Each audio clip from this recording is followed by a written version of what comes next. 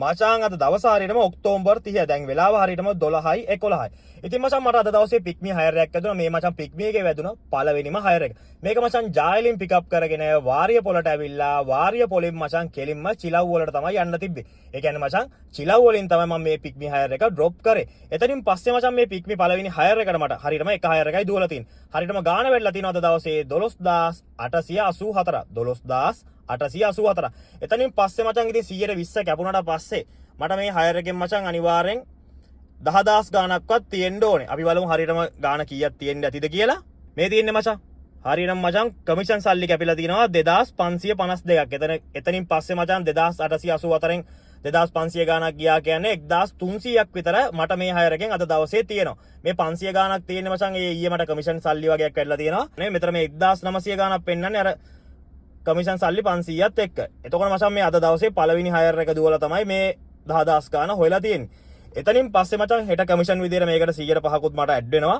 හෙට දවසේ තමයි ඒක වැටෙන්නේ මේ 10000 ගානට 1000 ගානක් කියන්නේ ආයිත් 500 ගානක් විතර මට හෙට දවස් ඒ වැටේ. එතනින් පස්සේ මචං මේ හයර් එක මම ඩ්‍රොප් කරන්න න්යාවේ.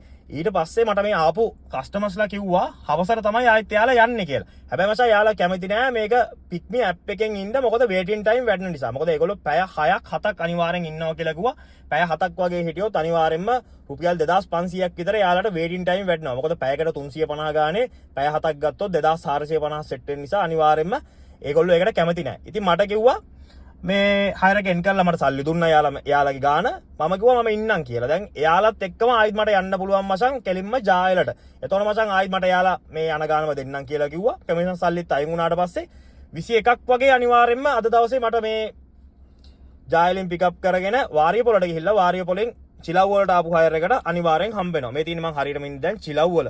මේ තියෙන්නේ වාරිය පොලට ගිහිල්ලා වාරිය පොලෙන් චිලව් පැත්තට තමයි ගියේ. මේ තියෙන්නේ චිලව් කියන්නේ චිලව් වලම නෙවෙයි. චිලව් වලට කිලෝමීටර් 10ක් වගේ ඇතුලෙන් තමයි ඉන්නේ. මේ ඩොට් එක ගාව තමයි මං හරියටම ඉන්නේ.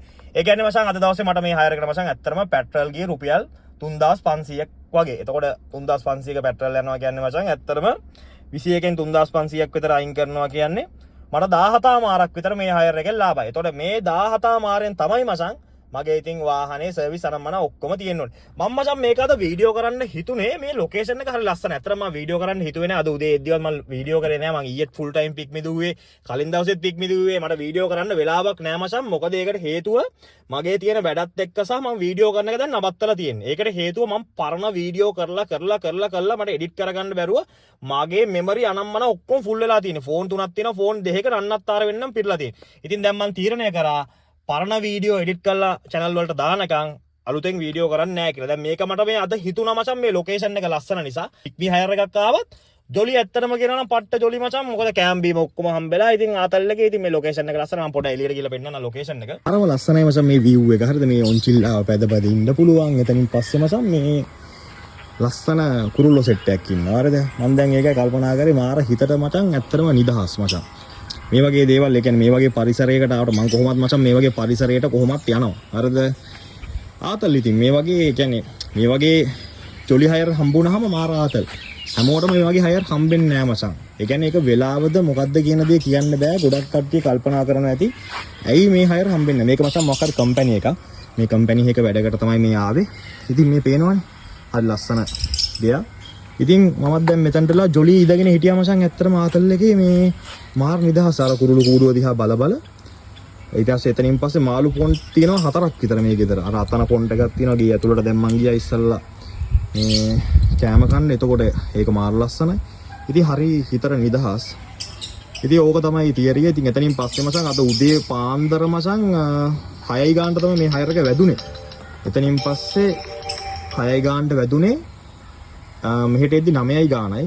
කොහොමත් දැන් වෙලාව 12:18යි. ඒ කියන්නේ මචං ආයිත් යද්දි කොහොමත් හවස වෙයි. දැන් ඔන්න ඔය වගේ සංග්‍රහ තමයි අපිට හම්බෙන්නේ. පෑන් කේක් තියෙනවා, ඊට පස්සේ ප්ලේන් ටි තියෙනවා, කෙසෙල් ගෙඩිය තියෙනවා. මේ මාර view එකක් තියෙන මේ. අතන කුරුල්ලෝ දිහා බල මේවා කාලා බීලා ඉතින් මේ හයර් එක ඉතින් අද හවසට ඉවර කරලා දාන්න පුළුවන්. එන ජොලියා මේ වගේ හයර් ආවම අතන වගේ වාහනේ තියෙන. අර තියෙන මචං. එහෙනම් හැමෝටම ජය වේවා. අද දවස ඇතුළත මේ වීඩියෝ එක එඩිට් කරලා දානවා මචං.